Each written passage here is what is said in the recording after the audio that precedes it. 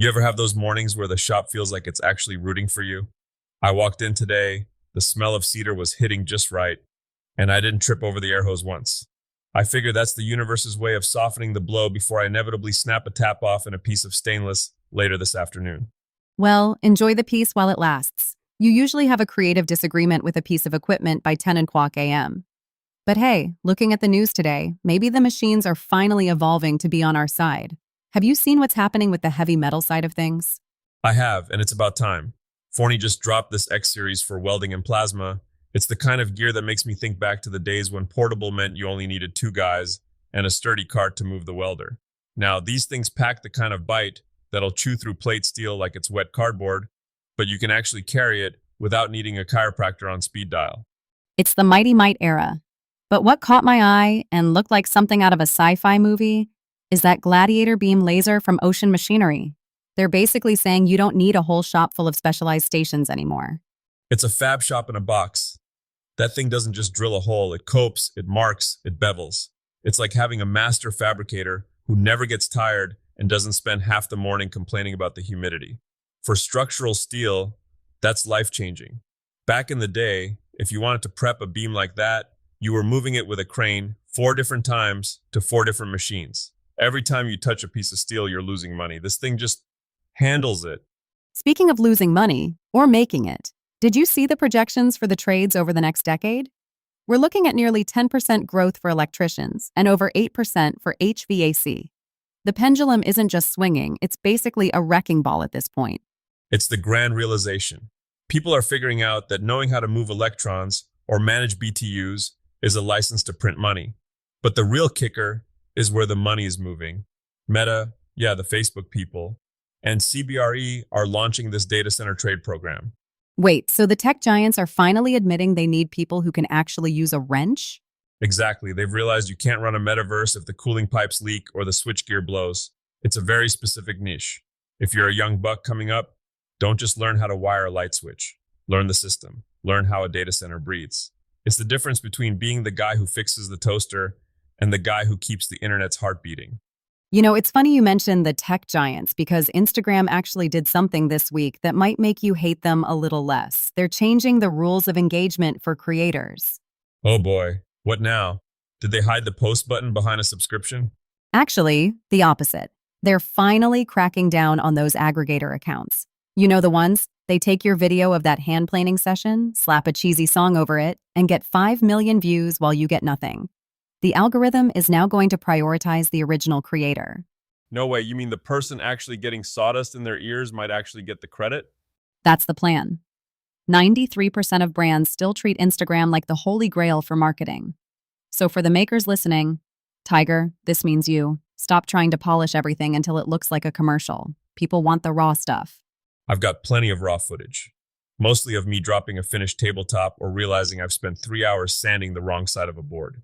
See, that's the gold. The Decoding Influence report basically says creators are finding the most success when they show the oops moments. It's that authenticity that sells. Nobody believes a project goes perfectly from start to finish. If I see a video of a guy building a Windsor chair and he doesn't swear once, I know he's lying to me. That's fair. My shop floor has heard words that haven't been invented yet. But it's a good lesson. The algorithm is finally looking for a person, not a perfectly staged set. All right, let's talk weekend warriors. We've got people eyeing their backyards now that the weather is turning. I saw you looking at those pergola systems. Thinking of becoming a luxury outdoor living influencer? My knees aren't pretty enough for that. But those kits are fascinating. It's this middle ground where you're taking high-end engineering and applying DIY sweat equity. But here's the thing that'll save your marriage and your sanity. If you're doing a big build like a pergola, don't start the heavy lifting on Saturday morning. Let me guess. You have a Friday night ritual? Look, Friday night is for the layout. You get out there with your stakes, your string, and your 3-4-5 triangle. You make sure those footings are so square, you could set a watch by them. If you start Saturday morning by digging holes in the wrong place, Sunday night is going to find you sitting in a pile of expensive lumber, crying into a lukewarm beer.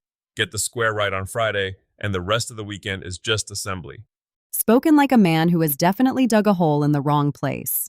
I once built a garden shed that was so out of square, it looked like it was trying to lean away from the house in shame. I had to trim every single rafter individually. I basically paid for that education in blisters. Speaking of precision, did you see the new Revit 2027 cabinetry plugin? It's getting to the point where even a hobbyist can model a full kitchen in 3D before they even smell the plywood. It's a double-edged sword. It's great for visualization, but you have to remember that wood isn't digital. A computer thinks a board is exactly 3/4 of an inch. A piece of oak from the lumberyard? That board has its own opinions about what size it wants to be today. Use the tech to see the dream, but use your calipers to deal with the reality. And what about that unsung hero tool you were mentioning earlier, the fastener organizer? Oh, it sounds boring until you need it. I wasted 20 years of my life shaking coffee cans full of mystery screws looking for the one. I finally spent a weekend building a dedicated French cleat wall for index fasteners. It's not sexy like a new sliding miter saw, but the first time you reach out and grab the exact 1/4 inch GRK you need without looking, that's the closest thing to magic I found in this shop. So, what's the takeaway for the Tigers out there today? We've got high-tech lasers, high-stakes trade careers, and an algorithm that actually wants to see our mistakes. I think it's about the value of being the original. Whether you're the person learning how to maintain a data center, the maker posting a video of a failed glue up, or the designer using Revit to plan a kitchen, the value is in the stuff that can't be faked. Machines can cut the steel, and algorithms can sort the videos, but they can't replace the guy who knows why a joint is failing or how a system needs to flow. So, stay gritty, keep the original ideas flowing, and maybe, just maybe, check your square on Friday night? Always check the square on Friday. It's the cheapest insurance policy you'll ever buy. Well, I'm off to go find a project to fail at so I can get those Instagram views. Send me the link. I'll be here trying to convince this carburetor that we're on the same team. Stay creative out there, folks.